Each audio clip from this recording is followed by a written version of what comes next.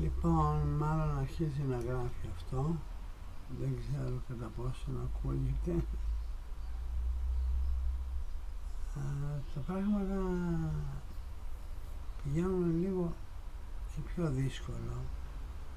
Όλο και πιο δύσκολο θα έλεγα. Δεν ξέρω για ποιο λόγο. Γι' αυτό και δεν μπαίνω τακτικά μέσα στο Facebook. Δεν με βλέπετε. Δεν είμαι καλά και ψυχολογικά και η υγεία μου. Δίνω μια μάχη και ελπίζω να την νικήσω.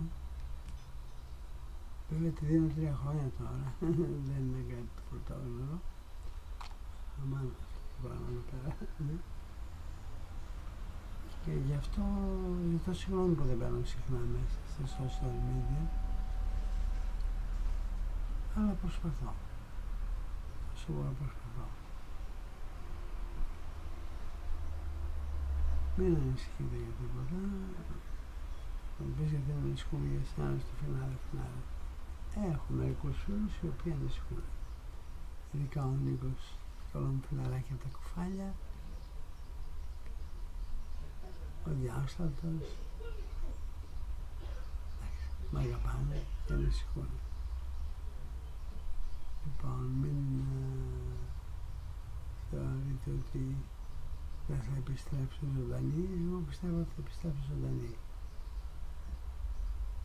Πιστεύω ότι πετύχανε όλα. Για να δούμε τι θα δούμε αυτή τη φορά. Οι γιατροί κάνουν ό,τι μπορούν, αποφεύγω τις χημοθεραπείες. Ό,τι να γίνει πλέον θα γίνει. Έχω κουραστεί. Παρόλο που μου δίνεται δύναμη, πάρα πολύ δύναμη πάνω από αυτά. Και το ξέρετε αυτό.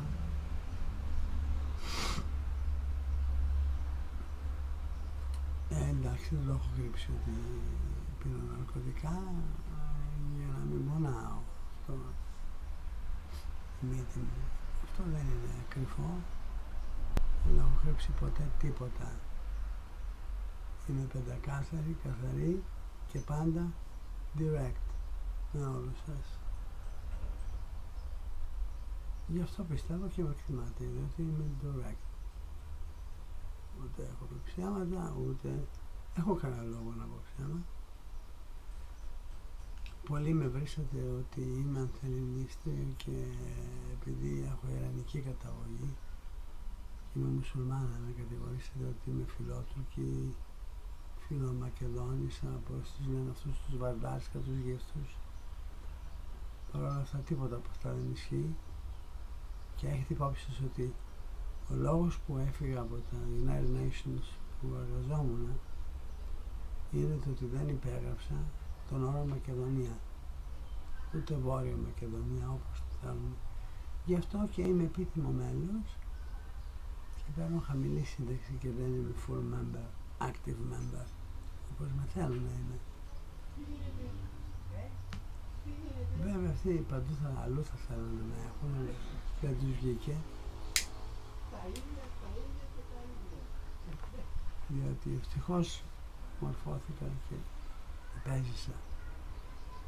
Αλλά το ότι είμαι γλωσσολόγος, διεθνολόγος και ζω στην Ελλάδα 20 χρόνια δεν σημαίνει ότι θα την προδώσω. Με τίποτα. Ποτέ. Αλλά ούτε αυτό σημαίνει ότι δεν θα στηρίξω και το Ιράν. Σε ό,τι και γίνει. Τον Ιούλιο επίκυνται μεγάλες αλλαγές και δυστυχώς θα έχει domino effect και αυτό το domino effect it will involve Greece too. Θα επηρεάσει την Ελλάδα επίσης. Thank you. Και αφού θα επηρεάσει την Ελλάδα δυστυχώς τα πράγματα θα είναι πολύ δύσκολα και για μας εδώ. Πάντως επιστρέφω Αθήνα το συντομότερο ελπίζω, όπως και να έχει. Θα επιστρέψω Αθήνα. Εκτός αν πεθάνω θα χαθώ κάτω από το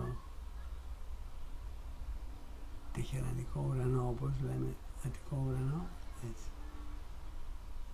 Είμαι καλά, μην ανησυχείτε, σας αγαπώ όλους, σας εκτιμώ και θα τα λέμε τακτικά, θα ανεβάζω στο YouTube, στο Facebook, τακτικά βιντεάκια μου, να μην με ξεχνάτε, σας αγαπώ. Σαλάμ. عزیزم ایرانی یونانی چطوری؟ چشما باشی تشکر از اون دوست دارم عزیزمی تشکر از اون سلام علیکم